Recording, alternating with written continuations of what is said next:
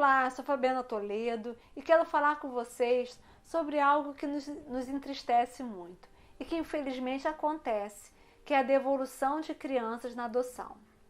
Quando a gente pensa sobre isso, logo vem alguns sentimentos, como a tristeza, a raiva, a revolta, a frustração, a impotência. Mas por que isso acontece?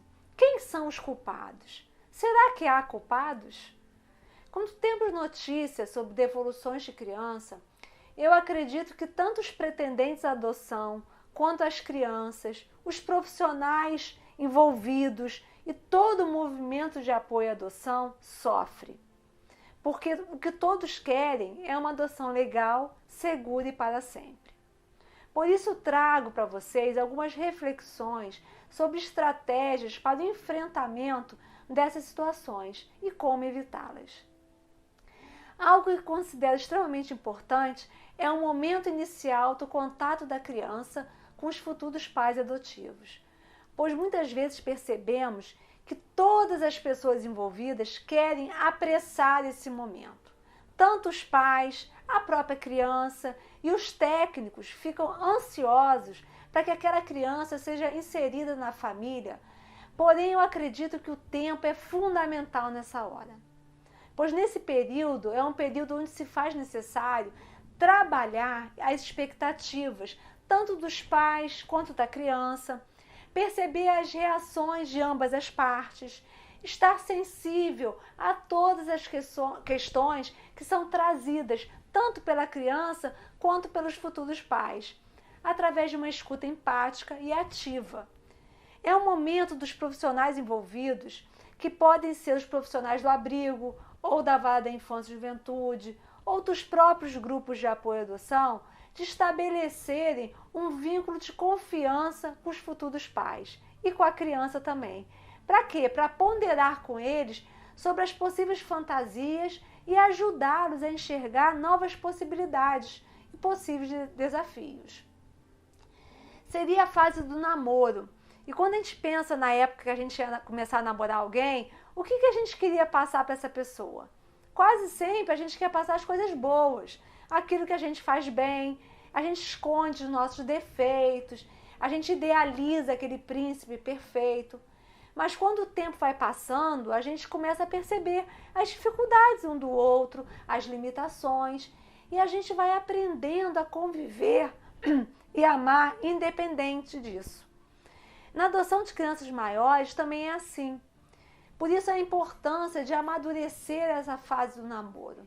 E isso cabe aos profissionais envolvidos. Estabelecer o quê? Esse tempo e propiciar esse espaço de escuta para que possa ser trabalhado todas as questões que possam surgir nesse período. Os próprios profissionais têm que estar atentos às suas próprias expectativas de quererem resolver rapidamente aquela situação e oferecer àquela criança a família tão esperada, gerando muitas vezes na criança uma fantasia de uma família perfeita, o que não é verdade e nem é possível. É preciso ter tempo para que o vínculo afetivo seja construído de uma forma segura, através das visitas, dos encontros possíveis naquele período, estabelecendo o apego tão importante numa relação filial. E o que eu percebo é que existem questões que muitas vezes são da ordem da idealização no processo da adoção. E que, na verdade, a realidade é outra, com desafios, mas também com grandes conquistas. E os desenvolvidos não conhecerem e se prepararem para lidar com essas questões, pode começar aquele estranhamento com essa realidade que se apresenta. E por isso a devolução muitas vezes vem como uma única saída para aquela situação. Então esse tempo, esse apoio são fundamentais, tanto para as crianças quanto para os pretendentes, compreenderem a dor um do outro, como uma tentativa de renascimento de uma nova família, de uma nova configuração familiar e de uma construção de uma nova identidade. É importante que os pretendentes estejam atentos às suas próprias feridas, que muitas vezes vão bater com a ferida da criança. Até porque todos nós temos as nossas feridas da nossa criança interior. E com os filhos adotivos não seria diferente.